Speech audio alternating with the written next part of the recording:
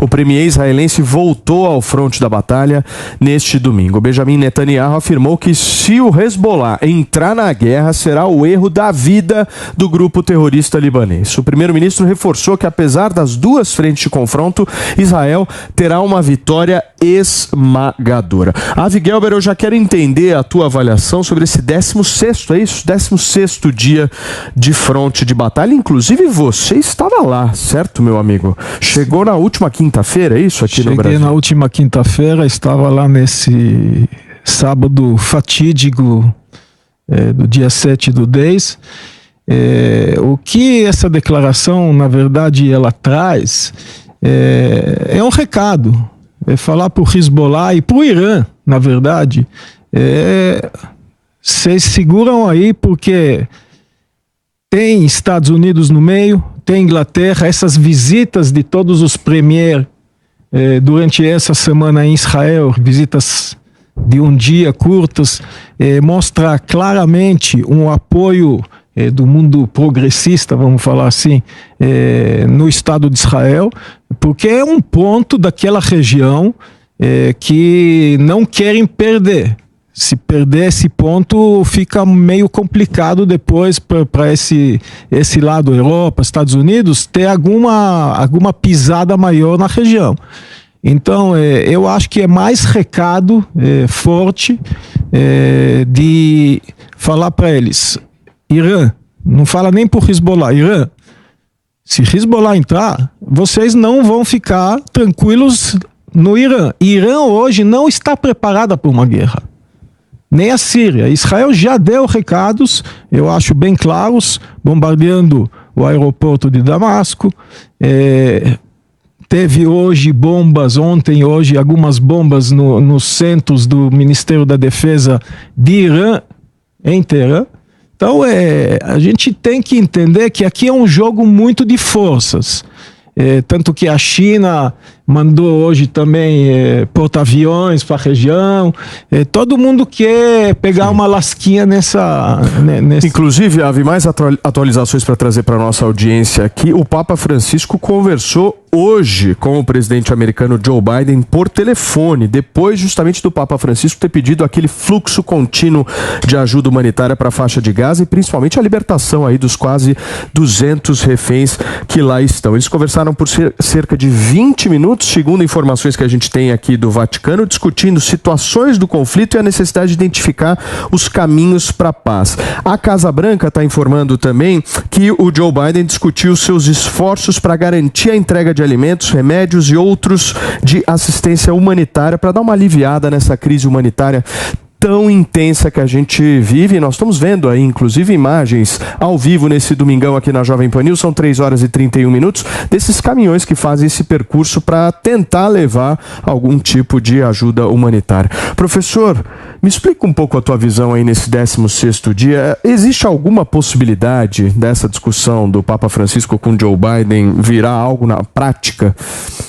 Como é que você vê isso? Por enquanto ainda não. O que a gente visualiza? Como pelo direito internacional, Israel tem direito a dar uma resposta ao ataque terrorista que sofreu, e essa resposta ainda não aconteceu na medida que deveria. Você tem bombardeios cirúrgicos, líderes do Hamas que foram mortos.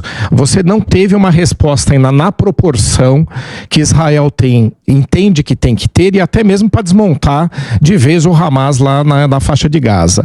Então eu acho que qualquer conversa de qualquer outro gênero só vai acontecer após esse momento.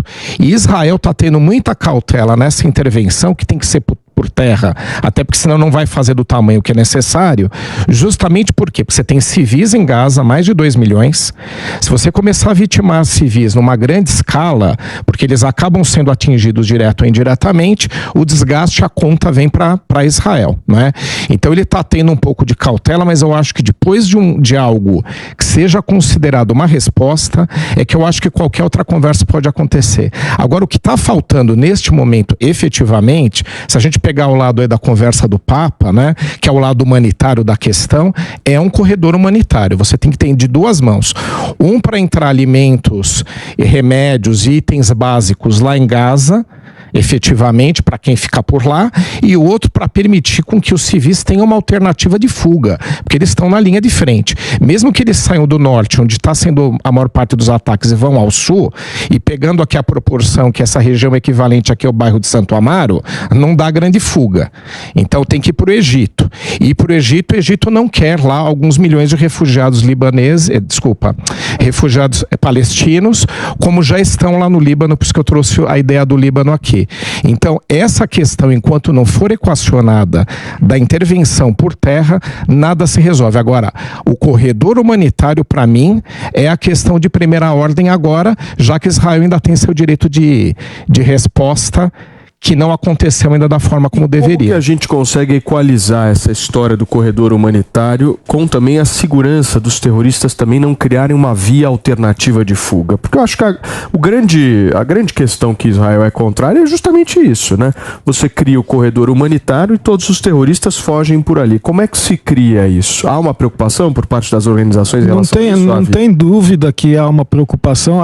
Uma preocupação daquilo que está entrando também na faixa de Gaza, se é só ajuda humanitária. Isso também tem uma questão de vigilância dessa questão. E como o Hamas vai usar a ajuda que está recebendo. Exato. Né? Se ele não vai barganhar com a população civil. Os primeiros 25 caminhões de diesel, o Hamas pegou e levou para ele.